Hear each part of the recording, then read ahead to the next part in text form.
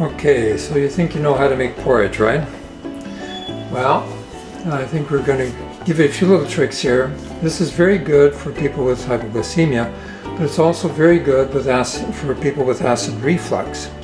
So here are the basic ingredients of our mixed grain porridge. Now, some of the tips and tricks that I'm going to give you will apply to any porridge that you make, including with rye or other cereals, or if you're just making plain oatmeal cereal. But we're going to make a mixed one.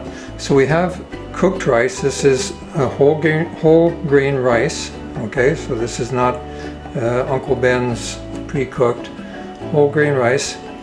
We have herb amara, which is our sea salt. We have the whole grain oatmeal.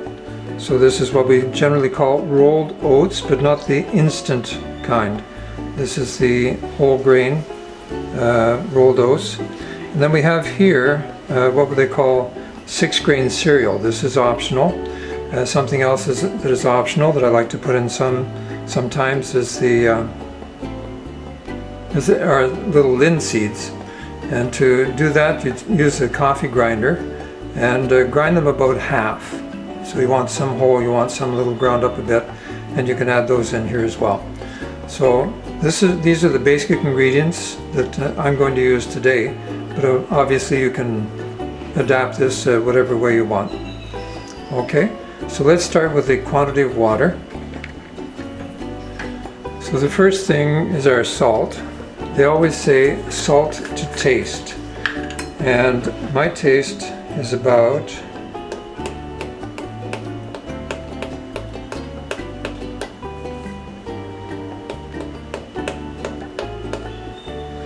So that's about my taste and the amount of salt. Now you can add more, you can add less, whatever you want to put. Now this is sea salt, so it is stronger than the usual salt that you buy off of the shelf. Now we're going to add our water. Okay, so we've added about 750 milliliters of water. We don't need to put in a lot of rice. This is just to fill out the amount of grains that we have in our rice. And again, everything is to your taste. You like more rice, put it in. If you like less rice, then put in less. So it's basically to your taste. Now we're going to add some of the 6-grain cereal. And this again has whole grain oatmeal in it. The other things that it has in it, it has some very small corn flakes. That's not really good for those with acid reflux, but there's only a tiny bit of cornflake in here, so it really doesn't affect much. The other ingredients, as we can see here, I don't know if you can read that. So we have wheat, rye, oat, and barley, and then corn and rice flakes. So we're going to put a little bit of that, again to taste. So if you want more, you put in more. You want less, you put in less. Now why are we putting this in cold? When we put these in cold and start to cook it from this point, it is going to make a very smooth kind of porridge. But I like sort of a mixture of the two. So I'm not yet putting in the rolled oats. I'm not putting them in yet. I'm going to put them in while it's boiling. By doing that, it makes it a more granular kind of mix when you're finished. So if you just put all of your ingredients in cold, you can do that. It'll make the porridge more gluteny, more smooth, or smoother. Sorry about that. All right, so let's go to the stove. Okay, so we're going to cover this to start with, but if you cover it, keep your eye on it, because otherwise it'll boil over and you'll have a big mess on your stove. We're covering it because we want it to heat a little bit faster. So we turn our gas on. Okay, and to start with, I put it on high. And putting it on high just gets it going that much faster. So we're starting cold and we're putting it on high. So we'll come back to this in a minute. So while we're waiting for that to cook, why don't we talk a little bit about the kinds of milk that I use. If you're lactose intolerant or if you're hypoglycemic, that sort of automatically makes you lactose intolerant, but not for the same reason. Lactose converts quickly into sugar. So for hypoglycemia, milk is really not a good thing. Yogurt is fine because the lactose is broken down. But otherwise plain whole milk, cream, those things are really not good for somebody who is hypoglycemic. And besides, it gives you a lot of gas. Alright, so here are some of the things that I use as substitutes. One thing is missing in our three, and I'll start with that, and that's rice milk. And there are different kinds, different companies that make rice milk. Make sure that you get whole grain rice milk if you're buying that. Okay, there's also avena, which is oat. This is milk that is made from oats. It's very nice. Oat has its own sweetness. So this is probably, of all the milks that we're going to look at, this is probably the one that tastes the closest to cow's milk. And it also has a nice texture to it. Mind you, they add some sort of a gum to it to give it that texture, but it's very nice. They don't have to add a lot. In fact, if we looked at the ingredients on this one here, here we are. It says water, oats 14%, and then a stabilizer, gelatin gum, and then vitamin D and so on. So there is a bit of thickener in that to bring it up to a nice texture, but it tastes very good. Oats are very sweet. Then you have, this is almond milk, which is another possibility, coconut milk, and we mentioned rice milk. Now my favorite of all of this is to take the oat milk and mix it with rice milk.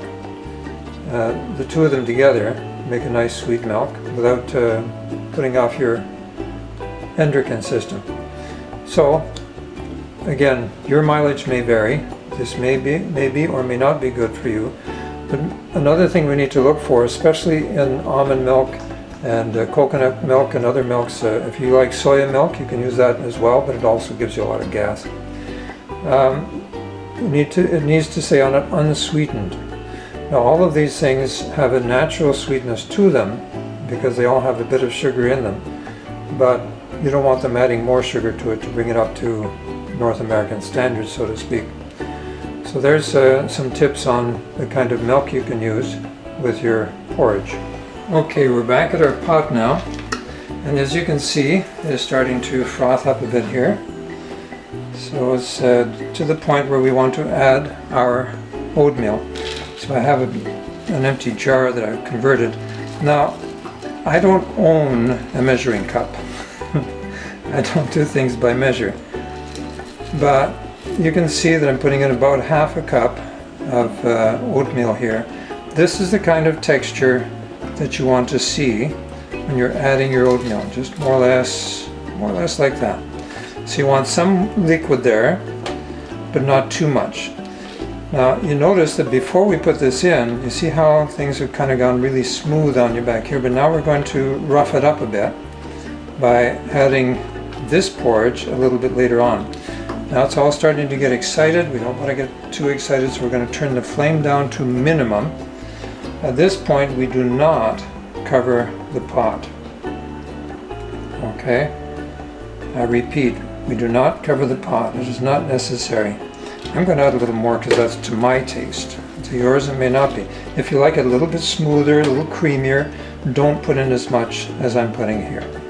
So again, everything to your taste. So you can see the rice in there, you can see all the other multiple grains, the rye and so on. And now the oats are going to finish the thickening up of our porridge.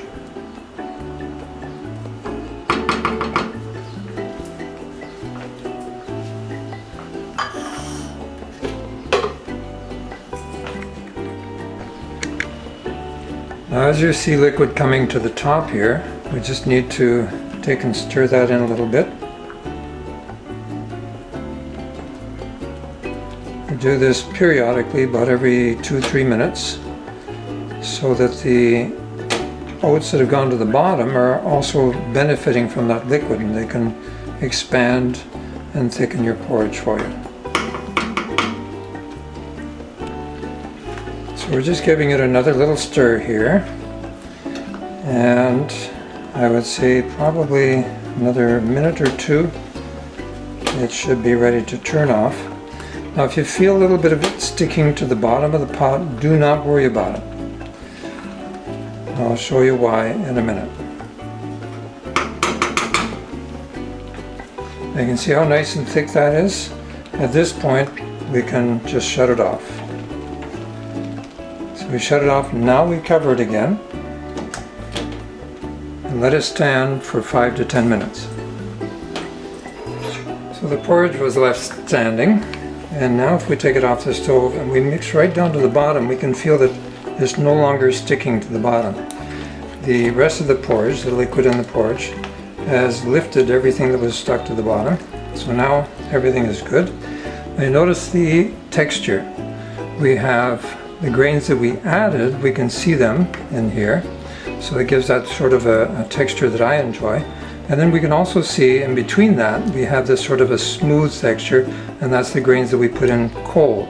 So the hot, what we put in hot are the big grains that we see now, and then what we put in cold, other than the cornflakes, which we can still see. The rest of it is basically smoothed out for us. So now we're going to dish ourselves out some delicious porridge here.